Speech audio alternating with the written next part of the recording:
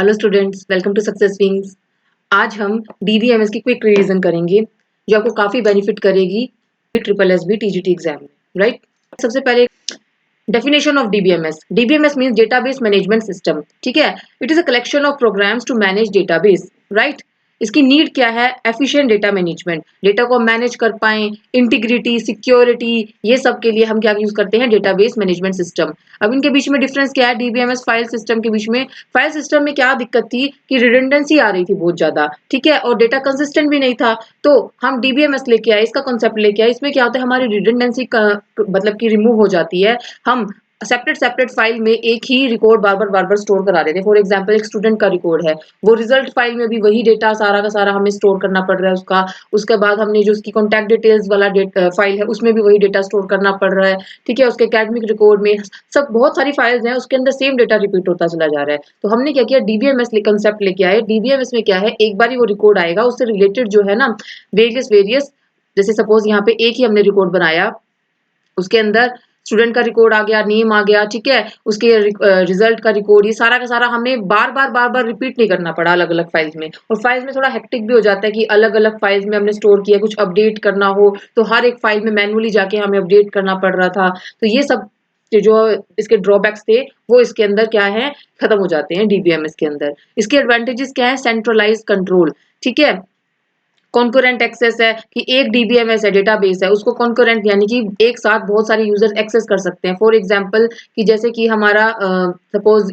Result है, कोई result आता है। ठीक है, तो कॉन्करेंटली ये नहीं कि एक स्टूडेंट, एक रिजल्ट आया है तो ये नहीं कि एक ही स्टूडेंट एक्सेस कर सकता है। एक टाइम पे मल्टीपल जो स्टूडेंट्स है वो सारे के सारे अपने रिजल्ट को एक्सेस कर सकते हैं। Right, next, DBMS architecture, one tier, two tier, three tier. Three tier मतलब ये तीन तरह के होते हैं। ये वन टायर में तो डायरेक्ट जो है ना डेटाबेस से ही एक्सेस हो जाती है। टू टायर में क्लाइंट और सर्वर होते हैं। ठीक है, इनके बीच में कम्युनिकेशन होता है। थ्री टायर में एक मिडिल लेयर आ जाती है। ठीक है, उसमें क्या आती है? क्लाइंट आता है, फिर एप्लीकेशन सर्वर आता है, फिर डेटाबेस आता है। ठीक है, नेक्स्ट, डेटाबेस मॉडल्स क्या होते हैं?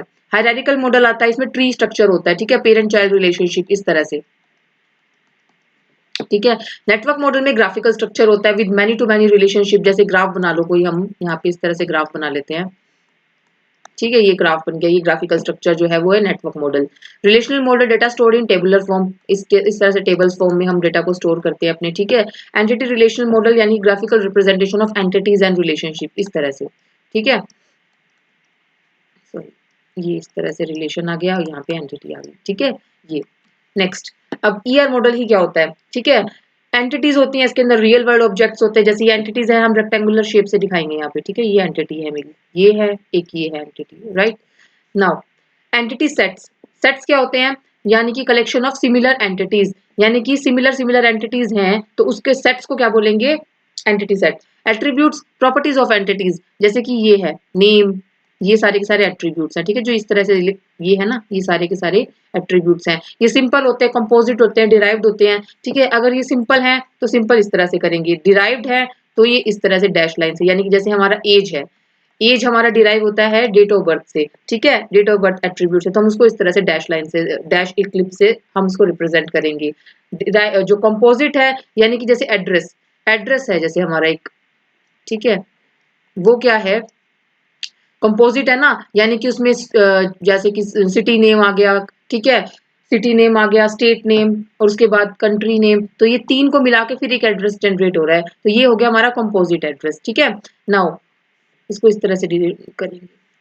कीज, प्राइमरी की, कैंडिडेट की, दो तरह की कीज आती हैं। रिलेशनशिप्स क्या होते हैं? एसोसिएशन अमंग एंटिटीज, यानी कि वन टू वन रिलेशन है। एक स्टूडेंट एक ही कोर्स को एनरोल कर रहा है, या एक स्टूडेंट मैनी कोर्स को इनरोल कर रहा है, या मैनी स्टूडेंट मैनी कोर्सेज को इनरोल कर रहे हैं, तो ये होता है एसोसिएशन अमंग। इनको कार्डिनलिटी बोलते हैं। कार्डिनलिटी वही आ गया। It defines number of entity occurrence, कितनी एंटिटी ओकर हो रही है, यानी कि एक स्टूडेंट एक ही कोर्स को एनरोल कर रहा है, या एक स्टूडेंट मल्टीपल को इनरोल कर रहा है कोर्सेज को, या फिर मैनी कोर्स स्टूडेंट जो है वो मैनी कोर्सेज को एनरोल कर रहे हैं। ठीक है, next, relational model. Relational model tabular form में होता है। ठीक है, इसमें रोज आती हैं, रोज को बोलते हैं टपल्स, कॉलम्स को बोलते हैं एट्रीब्यूट्स। राइट, टपल्स क्या है? रोज रिप्रेजेंटिंग रिकॉर्ड्स, ये सारी की सारी टपल्स हैं। ठीक है, एट्रीब्यूट्स ये सारे एट्रीब्यूट्स हैं। ठीक है, नाउ कीज। कीज क्या क्या आती है, प्राइमरी की, जो प्राइमरी की है उसको हम इस तरह से डिनोट करते हैं, जैसे रोल नंबर हमने यहाँ पे प्राइमरी की तो अंडरलाइन कर देंगे उसको, ठीक है, तो ये हमें पता लग गया, ये हमारी प्राइमरी की है। फॉरेन की होती है, इट रेफरेंसेस अनदर टेबल, जैसे कि ये स्टूडेंट की स्टूडेंट है, ये स्टूडेंट टेबल है, स्टूडेंट टेबल हमने कोर्स टेबल से लिंक करनी है, ठीक है, ये कोर्स टेबल है, ये कोर्स की आईडी, ये कोर्स का नेम, ये कोर्स का फीस, और ये हमने स्टूडेंट का रोल नंबर ले लिया, ठीक है। तो हमने जो इसकी प्राइमरी की थी हमने किसी और टेबल में यूज कर ली, तो ये हो गया फॉरेन की, ठीक है, ये यहाँ पे क्या कहलाएगी, रोल नंबर यहाँ पे बन गई है फॉरेन की, ठीक है।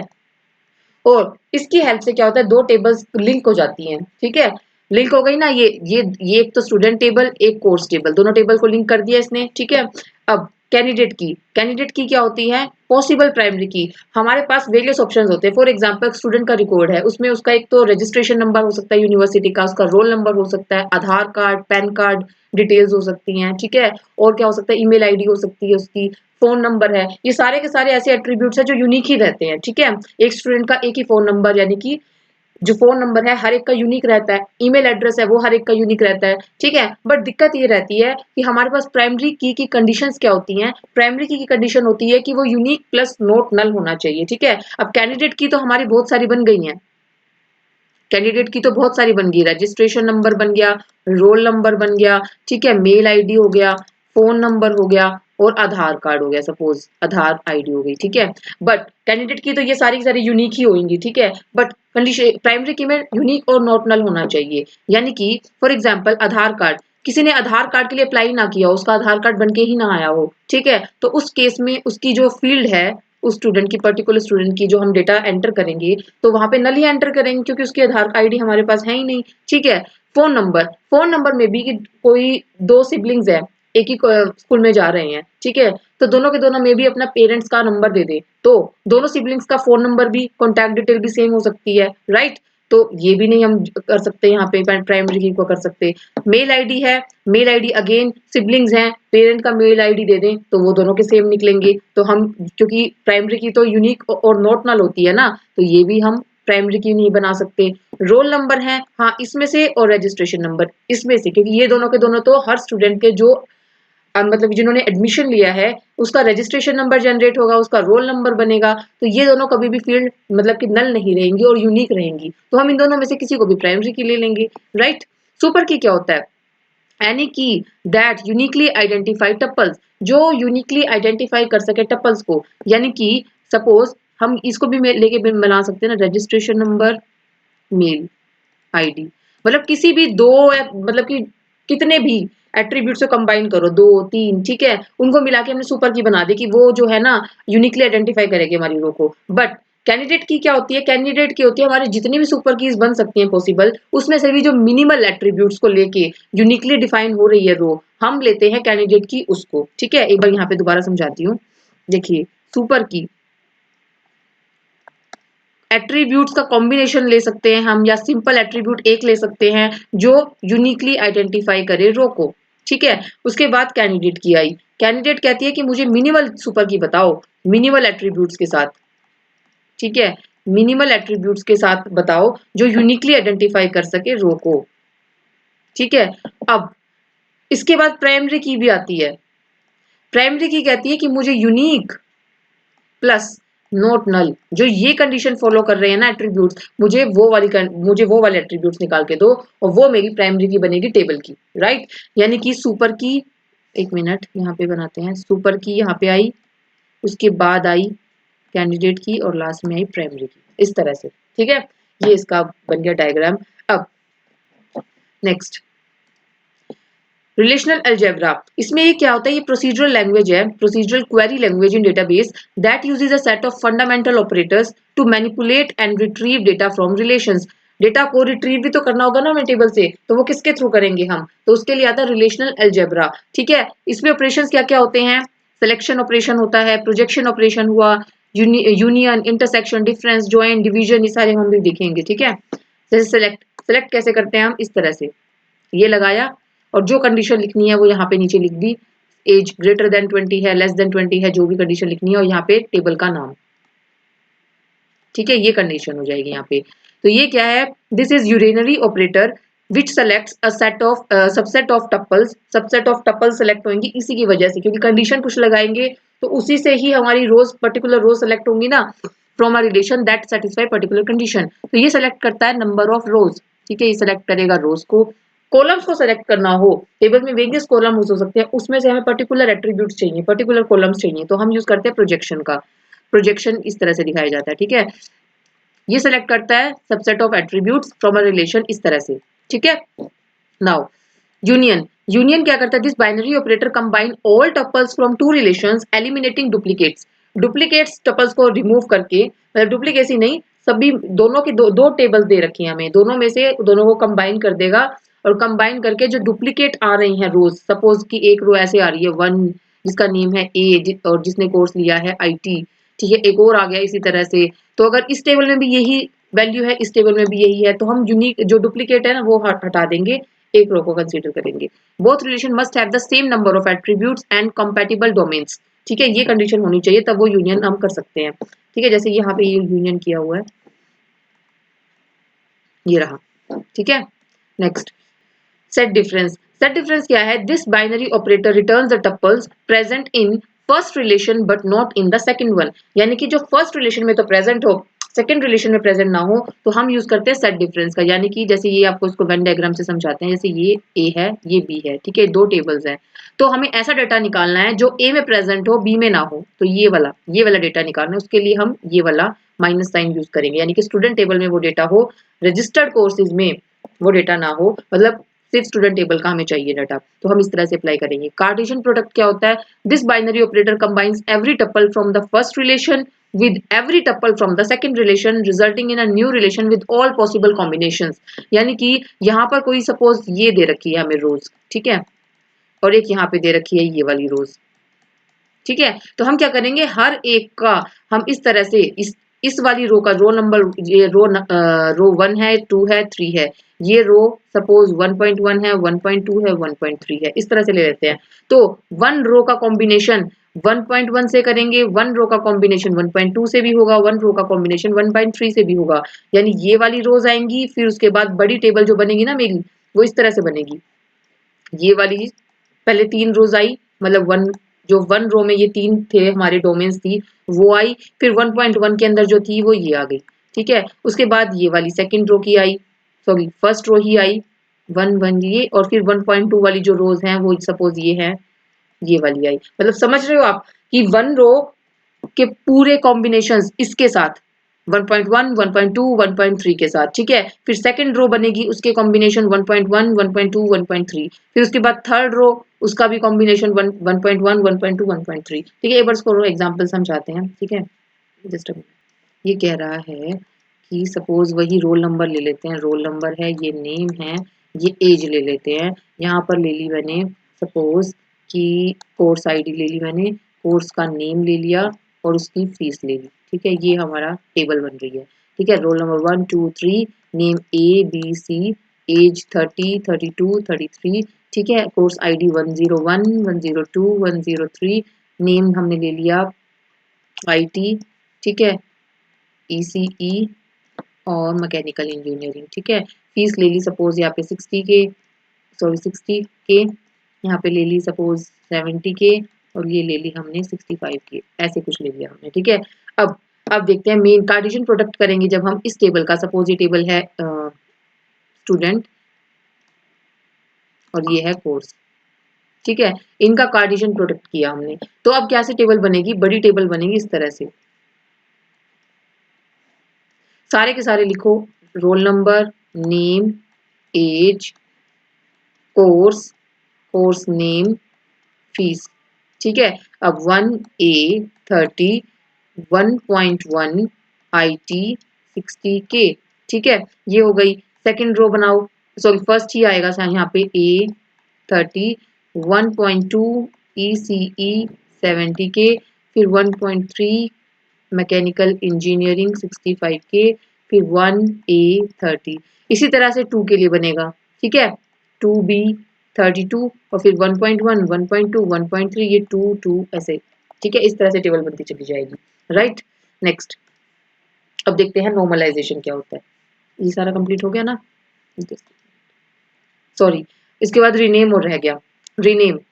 रीनेम फंक्शन क्या करता है? This unary operator renames a relation और एट्रीब्यूट। रिलेशन का नाम चेंज करना हो, एट्रीब्यूट का नेम चेंज करना हो तो हम यूज करते हैं रीनेम ऑपरेशन को।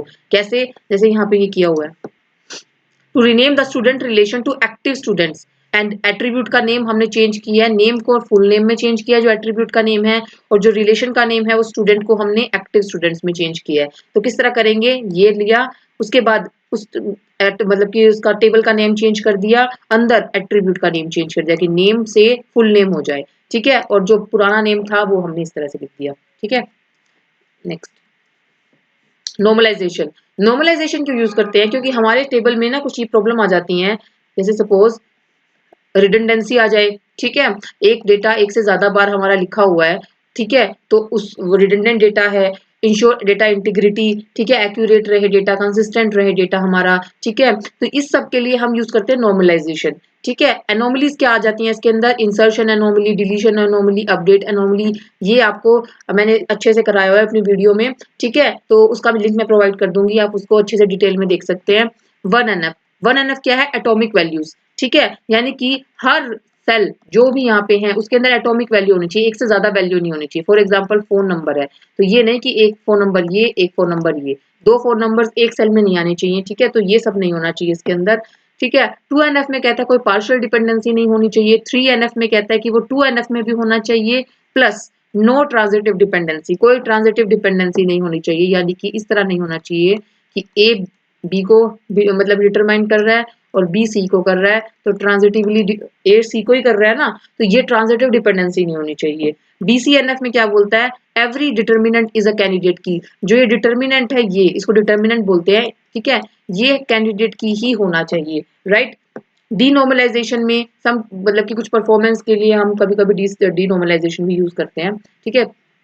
अब इसकी कंडीशंस क्या है? सपोज हमें क्वेश्चन दे दिया, हमें पूछ लिया कि हाईएस्ट नॉर्मल फॉर्म बताओ कि इस रिलेशन की क्या रहेगी, तो हम कंडीशंस कैसे चेक करेंगे? कंडीशन से पहले ना पहले आपको स्टेप्स पता होने चाहिए। पहले तो आप क्या करो कि क्लोजर फाइंड आउट करो। सपोज हमारे पास एक रिलेशन गिवन है ABCDE, A determine B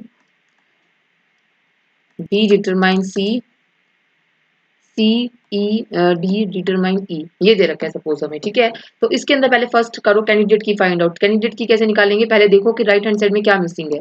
right hand side में हमें डी नहीं दिख रहा और ए भी नहीं दिख रहा, तो ए डी का क्लोजर ले लो, राइट। ए डी का क्लोजर लेंगे तो अब देखिए क्या बनेगा, ए डी से ए ही बने, ए डी तो बनेगा ही, और ए बी को डिटरमाइन कर रहा है, बी आ गया, बी से सी डिटरमाइन हो रहा है, सी आ गया, और सी डी दोनों ई को डिटरमाइन कर रहे हैं, ई आ गया, ठीक है। तो ये हमारा ए डी क्लोजर आ गया। अब ए को देखिए, ए राइट हैंड साइड में प्रेजेंट है, नहीं है, डी राइट हैंड साइड में प्रेजेंट है, नहीं है, तो इसका मतलब सिंपल यही एक कैंडिडेट की बनेगी। अब कैंडिडेट की बन गई है, हमारे सबसे पहला स्टेप था कैंडिडेट की बनाना। फिर सेकंड स्टेप क्या था? प्राइम और नॉन प्राइम एट्रीब्यूट लेके आओ। प्राइम एट्रीब्यूट जो कैंडिडेट की से बिलोंग करते हैं, कैंडिडेट की से क्या बिलोंग करते हैं? ए डी, ये दो है ना, ये दोनों कैंडिडेट की में आ रहे हैं ये एट्रीब्यूट, तो ये प्राइम एट्रीब्यूट बन गए। नॉन प्राइम एट्रीब्यूट क्या है? बाकी बचे हुए BCE, ये हमारे नॉन प्राइम एट्रीब्यूट है, ठीक है। अब चेक क्या करना है हमें? इसके बाद सारी नॉर्मल फॉर्म्स को चेक करते चली जाइए, ठीक है। जैसे यहाँ पे ये दे रखे है ना, यहाँ पे लिख रही हूँ मैं ये A B, ठीक है, B belongs to C, sorry CD determine, ठीक है, ये 1NF के लिए, ये 2 3 BCNF, ठीक है, ये सारे के सारे हम इस तरह से चेक करते चले जाएंगे, ठीक है, ये सारा का सारा इस तरह से, ठीक है। अब क्योंकि इसके अंदर हमें सारी वैल्यूज नहीं पता, तो हम बाय डिफॉल्ट मान के चलेंगे कि 1NF में है। अगर वैल्यूज गिवन होंगी तो उसके बेसिस पे हम चेक करेंगे कि हाँ ये 1NF में है कि नहीं है। सपोज किसी एक सेल में एक से ज्यादा वैल्यूज गिवन है, तो तब हम उसको वैल्यूज को देख के पता लगा लेंगे कि 1NF में है या नहीं है। बट अगर क्वेश्चन में इस तरह से गिवन है और पूछा जाए कि ये इसकी हाईएस्ट नॉर्मल फॉर्म बताओ, तो अगर कुछ वैल्यूज गिवन नहीं है तो हम बाय डिफॉल्ट मान के चलेंगे 1NF में है, ठीक है। अब 2NF की कंडीशन देखते हैं।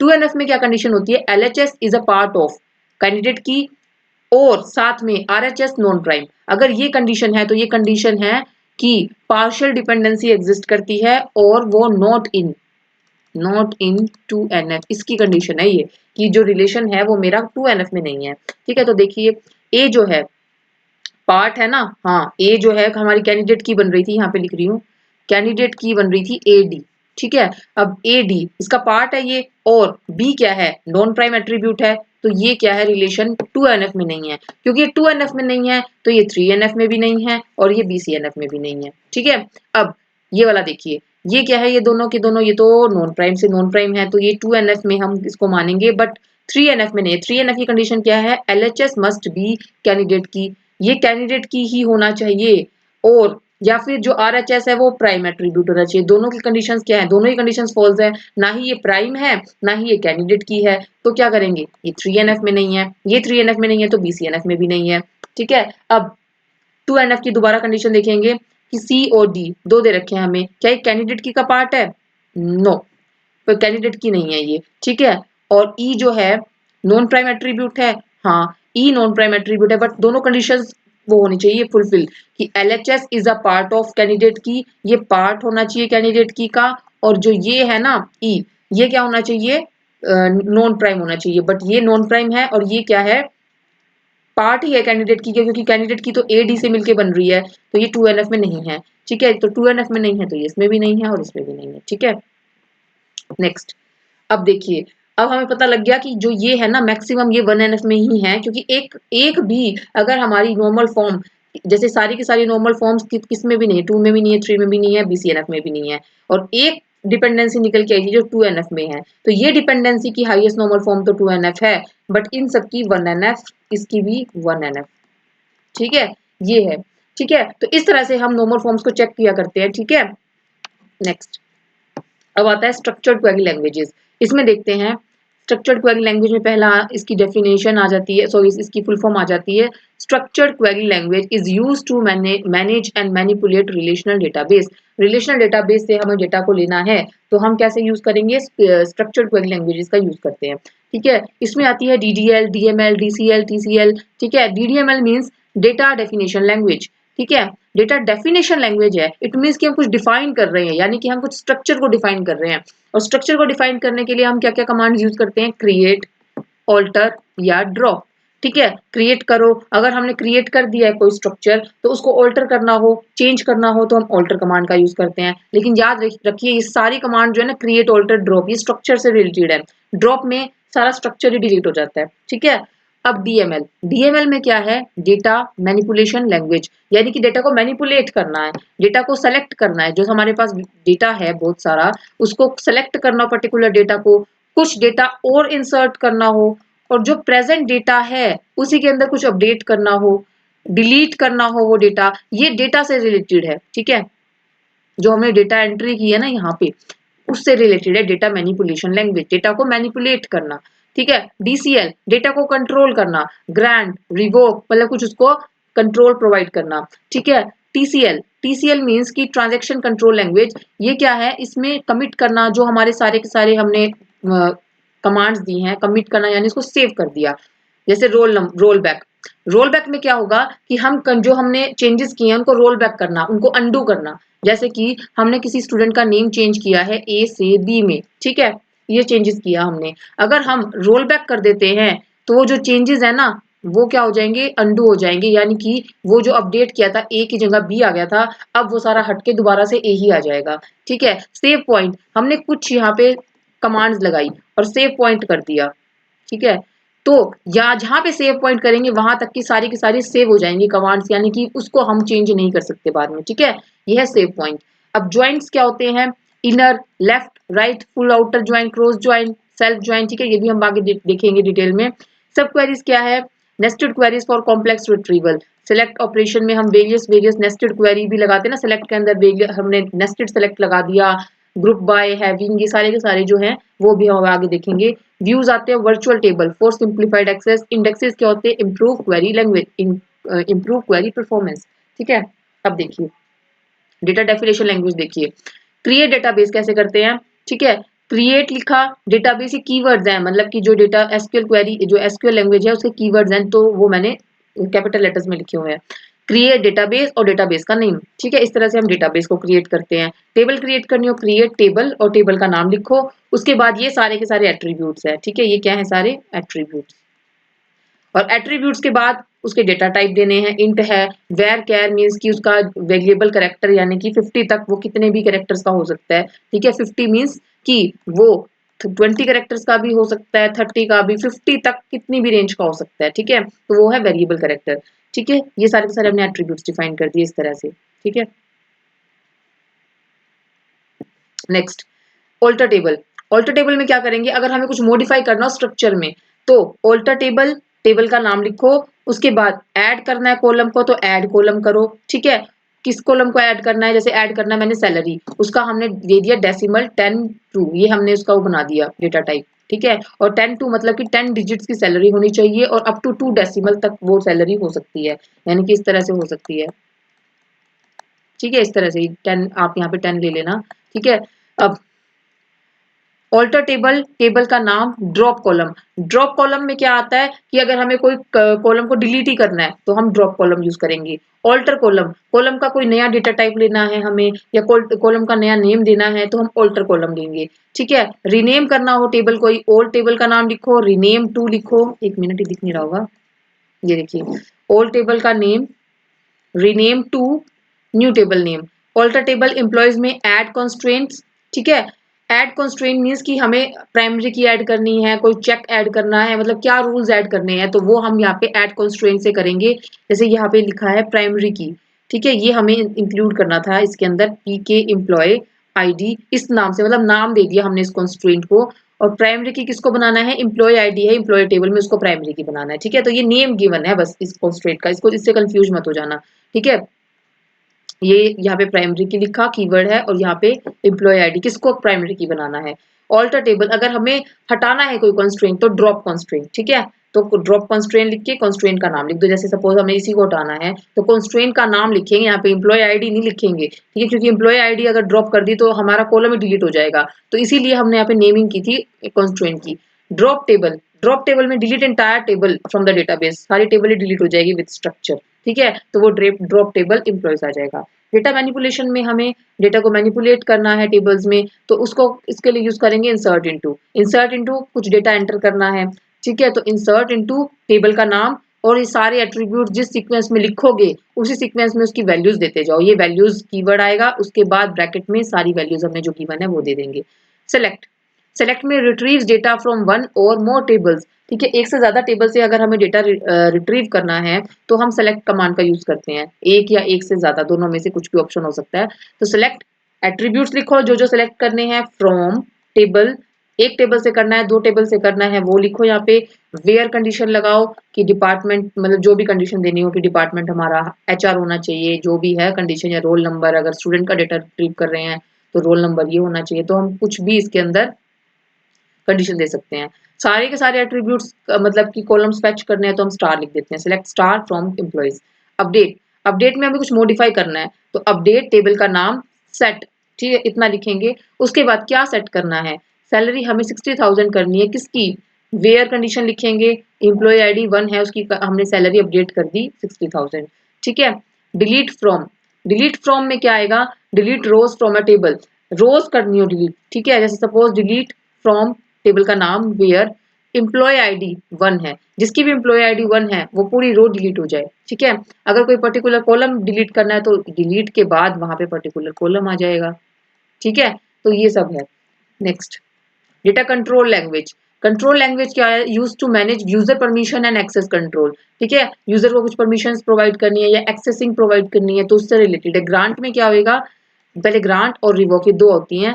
ग्रांट के अंदर gives user access privileges to database and its object, user को एक्सेस मिलती है कि वो डेटाबेस के ऑब्जेक्ट्स को एक्सेस कर सकता है। रिवोक में रिमूव करते हैं हम यूजर एक्सेस प्रिविलेजेस को, जो हमने उसको परमिशंस दी हैं यूजर को वो उससे हम वापस ले लेते हैं रिवोक के अंदर। तो कैसे प्रोवाइड करेंगे, ग्रांट लिखो, सेलेक्ट ऑन, ये सारा कीवर्ड है। ठीक है, ग्रांट सेलेक्ट ऑन किसको, एम्प्लॉयज टेबल्स को, मतलब ये टेबल का नाम, टू यूजर 1 किस यूजर को देनी है वो आ जाएगा। रिवोक सेलेक्ट ऑन, ठीक है, employees from user 1, user name user 1 मतलब किस यूजर से हमें वो लेनी है। ठीक है, नाउ ये टेबल का नेम है यहाँ पर। ठीक है, दोनों के दोनों। Transaction control language, transaction control language क्या है, these commands use to manage transactions within a database. Commit आता है, saves all changes made during transaction, roll back आता है, अंडू करते हैं हम उन चेंजेस को, ठीक है, ये मैंने आपको बता दिया था। अब ये देखिए, तब एक बार डिलीट, ड्रॉप और ट्रंकेट, इन तीन के बीच में डिफरेंस देखते हैं क्या होता है, ठीक है। डिलीट कमांड क्या है, डीएमएल टाइप की है, ड्रॉप कमांड डीडीएल टाइप की है, ट्रंकेट कमांड डीडीएल टाइप की है, ठीक है। नेक्स्ट, ये दोनों के दोनों डीडीएल है, ट्रंकेट भी जो है ना वो डेफिनेशन में ही आती है।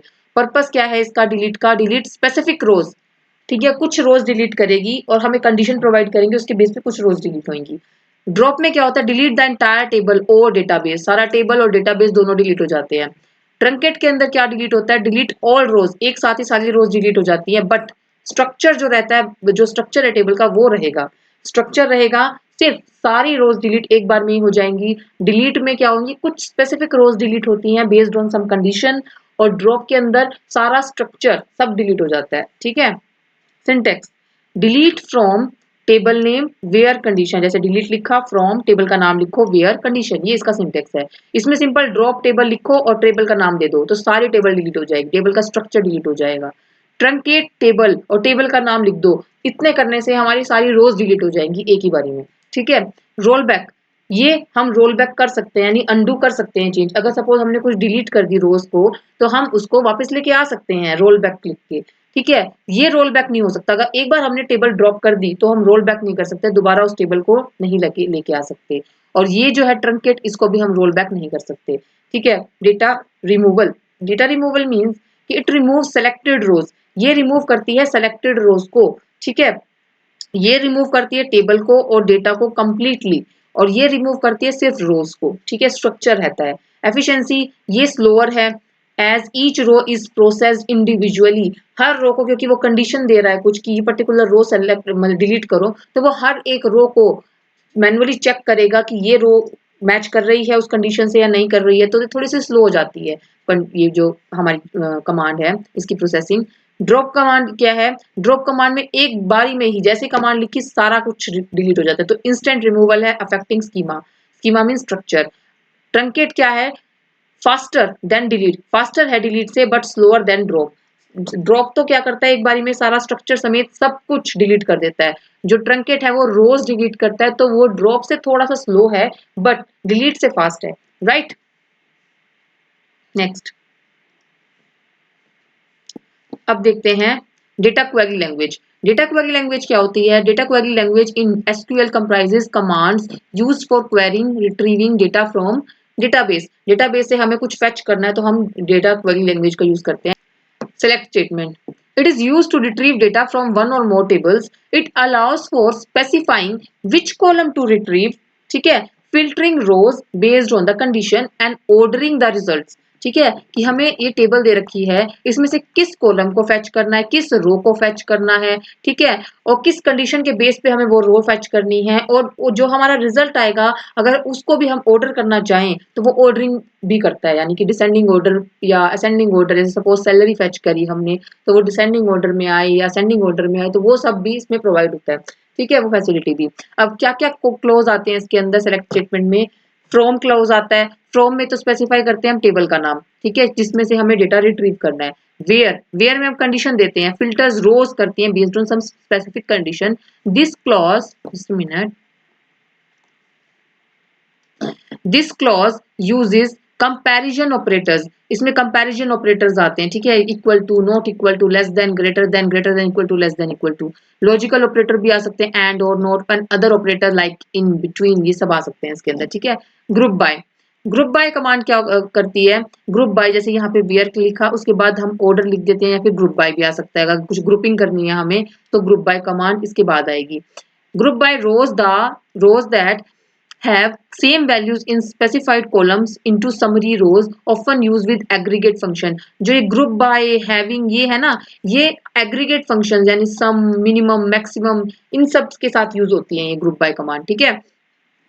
having, filters, groups created by, group by clause, ये जो having है वो group by के साथ आता होता है।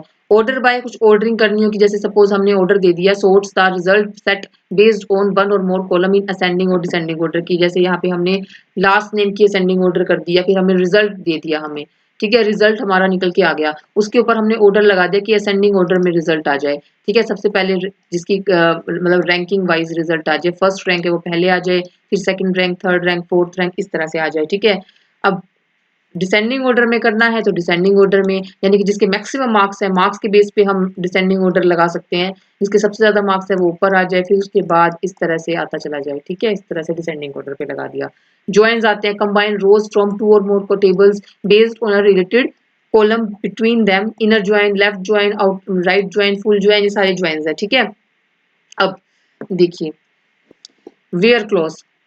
वेयर क्लॉज क्या करता है, filter the rows based on specific condition, जैसे ये लिखा हमने, सेलेक्ट स्टार फ्रॉम टेबल का नाम, where department is equal to, हमने कंडीशन दे दी वेयर के साथ। ऑर्डर बाय, ऑर्डर बाय में जैसे ये देखा हमने, select first name last name from employees, employee table में से हमने किसी का नेम फिच करा और उसको ऑर्डर इस तरह से किया उन एम्प्लॉयज को हायर डेट के अकॉर्डिंग, कि जिसकी लेटेस्ट हायरिंग हुई है अभी कंपनी में वो पहले आ जाए, फिर उसके बाद इस तरह से आता चला जाए। ठीक है, next group by. Group by क्या करता है कि group by rows that have same values in the specified columns typically use with aggregate functions, जैसे कि जिसकी सेम वैल्यूज हैं, जैसे एग्जांपल देखते हैं फिर समझ आएगा। सेलेक्ट डिपार्टमेंट, डिपार्टमेंट सेलेक्ट करो और काउंट स्टार, और वो डिपार्टमेंट जैसे यहाँ पे सारे के सारे एम्प्लॉयज हैं। ठीक है, अब हमने इस कंडीशन में क्या कहा था कि ग्रुप बाय, सेलेक्ट डिपार्टमेंट और काउंट स्टार, यानी कि काउंट स्टार मीन्स कि सारे के सारे एट्रीब्यूट्स और डिपार्टमेंट, ठीक है, एम्प्लॉयज टेबल से आ जाएं, सेलेक्ट हो जाएं, और group by department, department group by department means कि आईटी के जो हैं वो एक साथ आ जाएं। ठीक है, इस तरह से ग्रुपिंग हो जाए उनकी, ए और बी, ए और सॉरी ए यहाँ पे 5 आ जाएगा, दोबारा देखते हैं, देखिए इस तरह से आ जाएगा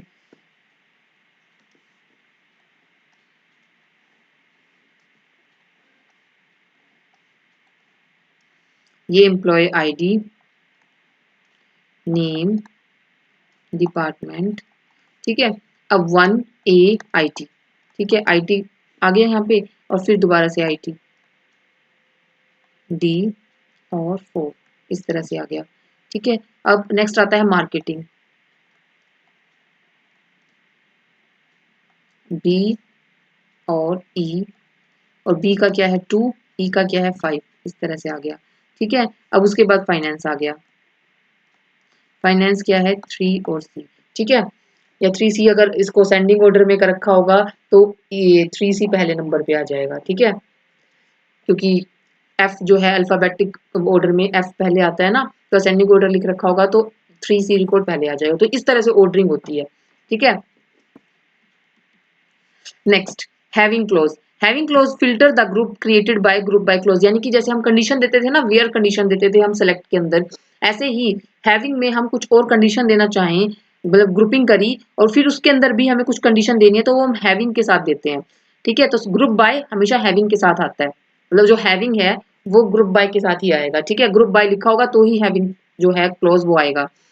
select department, average, average salary ली। देखिए जो ग्रुप बाय है वो तभी लिखा जाएगा जब हम कुछ यहाँ पे एग्रीगेट फंक्शन यूज करेंगे, और हैविंग क्लॉज सिर्फ तभी आएगा जब ग्रुप बाय होगा। ठीक है, अगर ग्रुप बाय है तो हैविंग आ भी सकता है, नहीं भी आ सकता, लेकिन हैविंग क्लॉज की कंडीशन है कि हैविंग जब भी आएगा जब ग्रुप बाय होगा। ठीक है, तो अब सेलेक्ट डिपार्टमेंट, एवरेज सैलरी निकाली है हमने सबकी। ठीक है, एवरेज सैलरी निकालो डिपार्टमेंट वाइज, जैसे आईटी के बहुत सारे एम्प्लॉयज हैं, 10 एम्प्लॉयज हैं, उन सबकी एवरेज सैलरी निकाली। फिर मार्केटिंग डिपार्टमेंट है, उसकी एवरेज सैलरी निकाली सबकी एम्प्लॉयज की।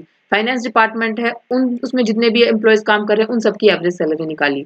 ठीक है, उन सबको एवरेज सैलरी निकाली, ग्रुप बाय डिपार्टमेंट किया, having average salary greater than 60, जिसकी एवरेज सैलरी ग्रेटर देन 60 है, 60,000 है, उन सबको एक साथ ग्रुप में इकट्ठे उसका रिकॉर्ड हमें फैच होके आ जाए। देखिए 1000 वही मान के चल लेते हैं, एक की है 1 लाख, एक की ले लेते हैं 50,000। ठीक है, एक की ले लेते हैं 50,000, ये ले लेते हैं। तो आईटी डिपार्टमेंट में जो एवरेज सैलरी है, हाँ एवरेज सैलरी निकाली इसकी। ठीक है, अब एवरेज सैलरी सपोज इसकी क्या आती है, आईटी की, आई ए आई टी, इन एवरेज सैलरी निकालो जो आईटी डिपार्टमेंट के एम्प्लॉयज हैं। ठीक है, यहाँ पे क्या है ए है और एक क्या है आईटी में डी है, दोनों आईटी आईटी में है ना, और इनकी सैलरी कितनी है, एक की 1,20,000 है, एक की कितनी है 60,000 है, ठीक है। अब इनकी एवरेज सैलरी निकालेंगे तो क्या आएगी, 60,000 ही आ रही है एवरेज सैलरी। तो अभी चेक करेंगे कि इंडिविजुअल जो है अगर वो 60,000 से मतलब 60,000 के इक्वल या इससे ज्यादा है तो ही उसका रिकॉर्ड दिखाओ, अदरवाइज रिकॉर्ड मत दिखाओ, ठीक है। अभी देखिए 60,000 से ग्रेटर है ये वाला रिकॉर्ड, तो हमने ये वाला रिकॉर्ड यहाँ लिया है। ये वाला ग्रेटर देन है और इक्वल है 60,000 के, हाँ है, तो हमने इसका भी रिकॉर्ड यहाँ पे शो कर दिया। सिमिलरली हम सबके रिकॉर्ड इस तरह से शो करते चले जाएंगे, राइट। Next, joins. ज्वाइंस क्या आता है, combine rose from two or more table based on a relational column between them, ठीक है। अब these are several types of joins, inner join, left join, right join, full join सारे आते हैं, ये भी मैं आपको बता रही हूँ अभी नेक्स्ट स्लाइड में। नेक्स्ट, जैसे ये इस तरह से लिखा जाएगा, सेलेक्ट ऑर्डर्स,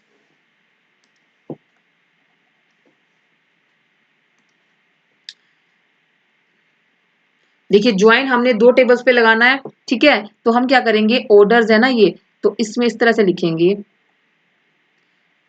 ये ऑर्डर आईडी है, ये ऑर्डर टेबल से ली हुई है, तो हमने टेबल का नाम इस तरह भी हम लिख सकते हैं, टेबल का नाम डॉट उसका एट्रीब्यूट जो हमें फैच कराना है, इस तरह से। तो ये इसी तरह से लिखा हुआ है, टेबल का नाम order dot order ID, customer dot customer name, from orders, inner join customers, ठीक है, इनर ज्वाइन लगा दिया हमने यहाँ पे, on order dot customer ID is equal to customers dot customer ID, ये कंडीशन लगा दी। इस तरह से हम ज्वाइनिंग करते हैं, ठीक है। अब ये ज्वाइंस हैं क्या, ये देखिए सारे के सारे, ये तो एग्रीगेट फंक्शंस आ गए, पहले चलो एग्रीगेट फंक्शंस देख लेते हैं। Aggregate functions. These functions are used with select statement and often with group by to perform a calculation on a set of values and return a single value. ठीक है, count आता है, count क्या करता है, रिटर्न करता है number of रोज को दैट मैच स्पेसिफिक कंडीशन, जैसे मैंने लगाया select count customer ID, customer ID को काउंट कर दो फ्रॉम स्टूडेंट्स, और उन कस्टमर आईडी को काउंट करो, जैसे यहाँ पे कंडीशन लगा दी वेयर सैलरी लगा दी ग्रेटर देन 80 के, ठीक है। 80,000 से जिनकी सैलरी ज्यादा है उन स्टूडेंट और उन एम्प्लॉयज का डेटा जो निकालो और उनको उनका नंबर ऑफ काउंट निकालो, वो कितने एम्प्लॉयज ऐसे हैं जिनकी सैलरी ग्रेटर देन 80,000 है। सम क्या है, it calculates the sum of a numeric column, कोई न्यूमेरिक कॉलम है उसमें सम करना है हमें, सपोज हमें टोटल प्राइस निकालना है, ठीक है। Select sum total price from orders, orders नाम की कोई टेबल है उसमें टोटल प्राइस है, ठीक है।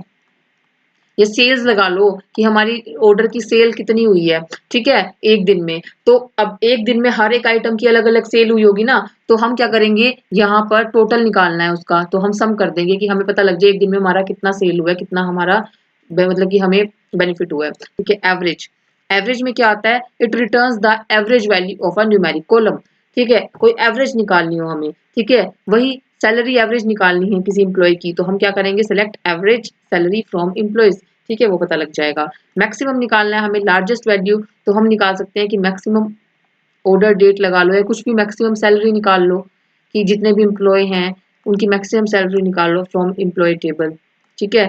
मिनिमम निकालनी है हमें, सपोज किसी स्टूडेंट का मिनिमम रिकॉर्ड निकालना है या फिर हमें प्रोडक्ट का मिनिमम प्राइस पता करना है, हमारे पास जितने भी अवेलेबल प्रोडक्ट्स हैं, ठीक है, उन सब में से मिनिमम प्राइस किसका है, तो हम मिनिमम कमांड लगा देंगे, ठीक है। सेलेक्ट मिनिमम, उस कॉलम का नाम दो, उस एट्रीब्यूट का नाम दो यहाँ पर, और फ्रॉम टेबल का नाम, ठीक है। नाउ ज्वाइंस, ज्वाइंस क्या है, SQL join clauses are used to combine rows from two or more tables, दो और दो से ज्यादा टेबल्स को कंबाइन करना हो तो हम joins यूज करते हैं, ठीक है।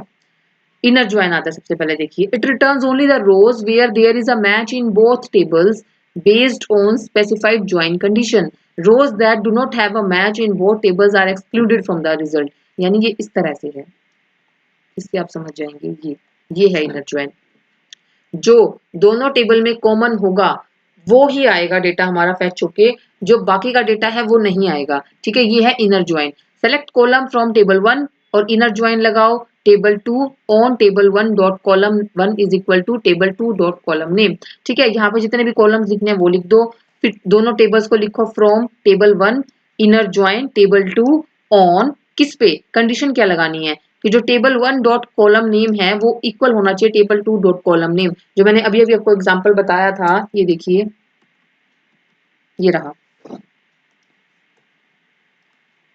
ये देखिए यहाँ पे हमने क्या लिखा, यहाँ पर हमने इसके एट्रीब्यूट्स लिखे, सेलेक्ट, ये वाले हमने एट्रीब्यूट्स लिखे दोनों के दोनों, फ्रॉम एक टेबल, पहली टेबल का नाम, इनर ज्वाइन सेकंड टेबल का नाम, ऑन ये कंडीशन लिख दी कि जो ऑर्डर टेबल के अंदर कस्टमर आईडी है वो इक्वल होनी चाहिए कस्टमर टेबल के अंदर जो कस्टमर आईडी एट्रीब्यूट है उसके equal.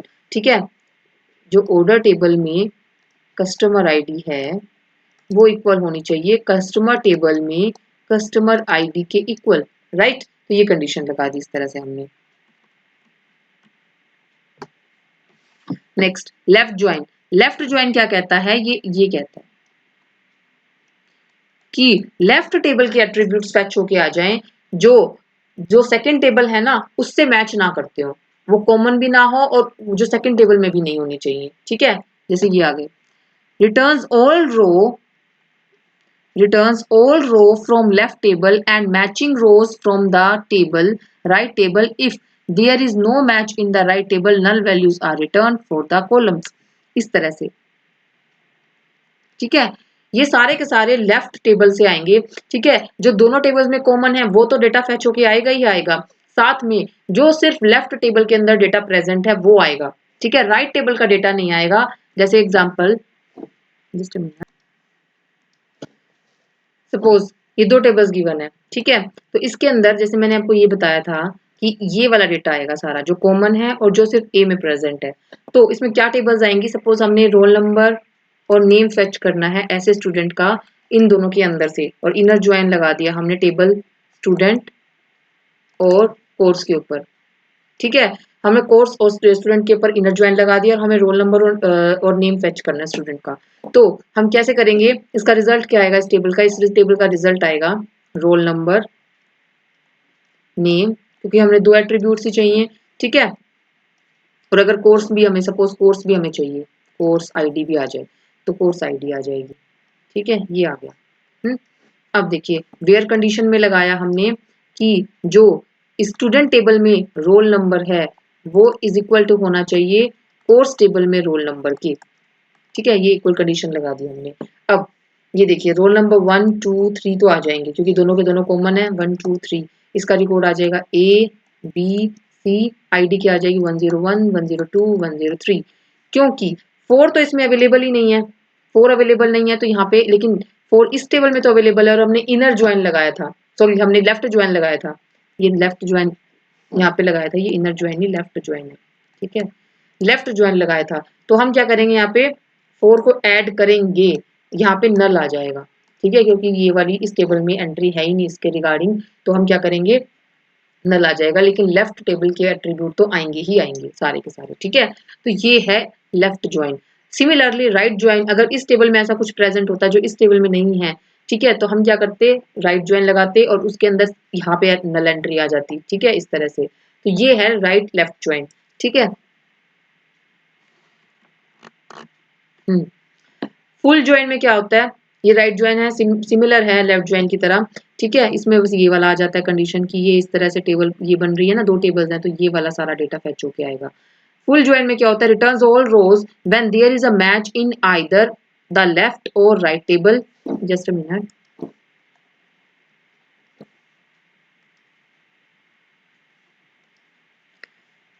returns all rows when there is a match in either left or right table। if there is a no match in one of the table, null value आ जाएंगी। यानी कि ये full join ये है कि सब कुछ इन दोनों टेबल्स में मिलता जुलता जो भी है सब आए। ठीक है, या तो वो लेफ्ट में होगा तो राइट में नहीं होगा, राइट में होगा लेफ्ट में नहीं होगा, जो भी डेटा है सारा आ जाएगा। अगर जैसे टेबल मैंने दोनों की दोनों कंबाइन की थी, ठीक है, ये दोनों की दोनों कंबाइन की थी, अगर कोई वैल्यू मैच नहीं हो रही, जैसे 4 के रिगार्डिंग यहाँ पे कोई कोर्स वैल्यू नहीं है तो हमने यहाँ पे नल लिख दिया। सिमिलर ऐसे फुल ज्वाइन के अंदर हो जाएगा, right. Cross join, cross join में क्या होता है, कार्टेशियन प्रोडक्ट, जो मैंने अभी अभी आपको कार्टेशियन प्रोडक्ट बताया था वही है ये। Returns the cartesian product of two tables meaning every row from the first table is combined with the every row in the second table. ठीक है, जैसे ये वाला मैंने बताया था 1 2 3, सपोज ये रोज है इसकी। ठीक है, यहाँ पे रोज हैं 4 5 6, तो 1 रो का डेटा 4 के साथ भी, 1 रो का डेटा 5 के साथ, 1 रो का डेटा 6 के साथ, इस तरह से आएगा। 1 रो का डेटा 4 के साथ, 1 का 5 के साथ, 1 का 6 के साथ, फिर 2 का 4 के साथ, 2 का 5 के साथ, 2 का 6 के साथ, इस तरह से टेबल बनती चली जाएगी। ठीक है, नाउ सेल्फ ज्वाइन क्या आता है? Regular join that joins a table to itself, जो अपने साथ ही, मतलब एक टेबल है स्टूडेंट टेबल, वो अपने टेबल के साथ ही ज्वाइन कर रही है, ठीक है। This is useful when you need to compare rows within the same table, जब हमें सेम टेबल में ही कंपैरिजन करना हो रोज के बीच में, तो हम इस सेल्फ ज्वाइन का कॉन्सेप्ट यूज करते हैं, ठीक है। सेलेक्ट ए डॉट कॉलम, हम क्या करेंगे, उसी टेबल को दो नाम से हम डिक्लेयर कर लेंगे। यहाँ पर देखिए, ये फ्रॉम के बाद उसी टेबल को, जैसे स्टूडेंट टेबल को ए नाम दे दिया, फिर स्टूडेंट टेबल को ही बी नाम दे दिया। अब स्टूडेंट जो यहाँ पे है, इस तरह से हम इसके अंदर कॉलम के नेम देंगे, A dot column name, B dot column name, where A dot column name is equal to B dot column name, ठीक है। इस तरह से हमने उसी टेबल को दो नाम दे दिए। और सपोज हमें सैलरी कंपेयर करनी है, या फिर सपोज हमें मतलब कुछ भी कंपेयर करना है, तो हम इस तरह से करेंगे, ए डॉट सैलरी अगर ग्रेटर देन है बी डॉट सैलरी से, यानी कि कंपैरिजन करना है दो लोगों की सैलरी के बीच में, तो कुछ आउटपुट आ जाए, तो हम इस तरह से सेल्फ ज्वाइन का यूज करते हैं, ठीक है। तो आज के लिए इतना ही। अब मैं नेक्स्ट वीडियो में सेकंड पार्ट में हम कवर करेंगे अपने ट्रांजैक्शंस, कॉन्करेंसी कंट्रोल, ठीक है, और जो इंडेक्सिंग, ये सब हम नेक्स्ट वीडियो में कवर करेंगे। तो आज के लिए इतना ही। अगर ये वीडियो आपको अच्छी लगी है तो प्लीज इसको लाइक कीजिएगा, चैनल को सब्सक्राइब कीजिएगा, अपने व्यूज कमेंट में शेयर कीजिएगा। Thank you.